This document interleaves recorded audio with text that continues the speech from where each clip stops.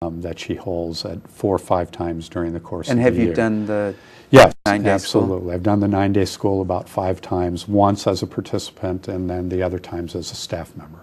Okay. Yeah, so in the 1-day experience that she did here for Infinity Foundation, she gave participants the opportunity to do some worksheets. We have a worksheet called a Judge Your Neighbor worksheet, which is used to help identify stressful thoughts, where you pick out a neighbor or anyone really in your life that you're struggling with, that you're frustrated with, angry at, maybe you haven't forgiven, and you write a series of statements about them.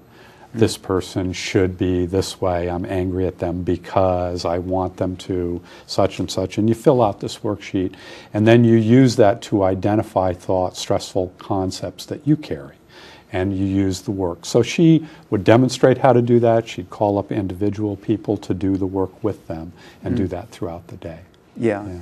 All right. Let's see what else we have here. And can you explain the turnarounds, just having a complete opposite? It's a way of experiencing, Jay, the opposite of the original thought. So, for example, people have the concept that people shouldn't lie, and they walk around with that idea, that belief that people shouldn't lie. And then anytime they encounter someone who's lying, there's some stress. They're upset. They may be angry. Well, there's a conflict between what is expected and what is happening. Absolutely, and that causes stress. That's arguing with reality. Well, what's the reality of it? Do people lie? In your experience, do they lie? I know politicians have told a lie or two. A lie or two, and in fact, most of us, if we really look, find times in our lives where we lie. Yeah. We may not do that all the time. We may tell the truth 99% of the time in our lives, but occasionally we lie, and most people do. The reality of it is that most people do. When we have the belief that people shouldn't, that argues with the reality of it, and that causes stress. Well, and so the turnaround, let me go back to that, is a way of experiencing the opposite of that. Opposite of people shouldn't lie is people should lie. Where are examples where people should? And you'd look for and examine what's reality. Are there situations in the world where people should lie? Yeah. Now, when you experience a turnaround, I would, and the work is working, I would expect some type of like emotional and cognitive shift. Yeah. Where where that reality, that stress is just kind of dissolved. Yeah, and going away. That is what it's all about. And sometimes the shift is really immediate. Right during the work, there's sort of a sudden kind of stoppage where the person doing the work really gets something in that moment. Other times it's much more subtle, Jay. It's a subtle shift, and something may occur later in their lives, and people don't really understand exactly when it happened, but they'll notice that things are different, that their experience of a particular person that they've been having trouble with is all of a sudden resolved, for example. Now, what about like using this in terms of a relationship between husband and wife, or parent and child? Absolutely. Often our conflicts with other people are based on the perceptions we have of them, the concepts, the expectations we have of them. So if you have a problem with someone, you do a worksheet and you do the work on it.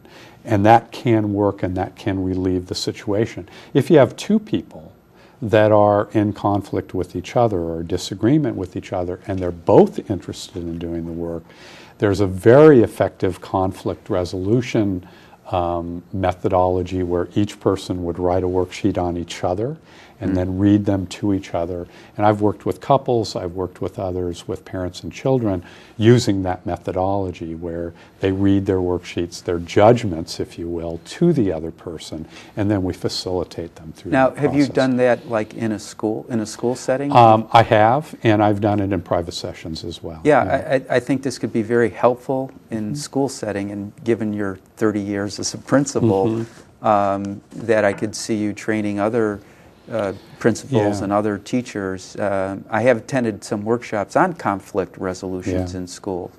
Why don't you say some of the work you do in a school setting? Well, I've offered it to educators. I'm actually working with Byron Katie to try to bring this work to education generally and universally. We have a forum for that, and we have people who have attended the school who are educators who are using this in their classrooms, using it in their schools. And it's a slow process now where, for me in my career, it came, and my knowledge of the work came just as I was retiring. So it's been something that I've been doing since then in my interim work, and also offering workshops and opportunities for educators to attend to learn more about the work. Well, and as you say, you can start with 6 or 7-year-olds, and then by the time they get as to teenagers, instead of resorting to guns and knives and violence, you could let's just do the work. It's a nice alternative, and young children even. You can imagine a child in a classroom at age 6 or 7 having the belief that my teacher doesn't like me, or I'm no good in math, I can't do sports, something like that. A belief that a child has like that can really run their life. Well, I'm not going to try so hard in math if I believe I'm no good at it. Well, let's look at that thought, Johnny. Is it true that you're not good in math? And can you absolutely know that and go through the process? A lot of our problems is because of our egos is going, yeah. Things should be this way, it should be that way, and we're thinking too much. And actually, when we're stressed, we're thoughts are thinking very fast, and our brain waves reflect are fast just like our thoughts. And now, does Byron Katie have any method to kind of quiet and help people get in touch? Well, I would say that from her approach, the work really is meditation. And it's a different kind of meditation, and I've taught meditation and I practice meditation regularly. It's a little bit different kind of meditation than I think most people are used to, but it fits nicely with traditional forms of meditation in 2 ways. One is that the questions themselves can be meditation. So, for example, if you have a belief, and you could take to your meditation practice just the question, is it true? Yeah, no, I fully agree with you, given the fact I've meditated at least once a day for 27 years. Got it. But meditation is defined as the extreme state of focus and concentration, so if you're doing the work properly, you're extremely focusing and concentrating on the work. The other thing that I see, the other place where the two are very compatible, is that often in meditation, it's those thoughts that come up that interrupt that state of focus and that state of relaxation.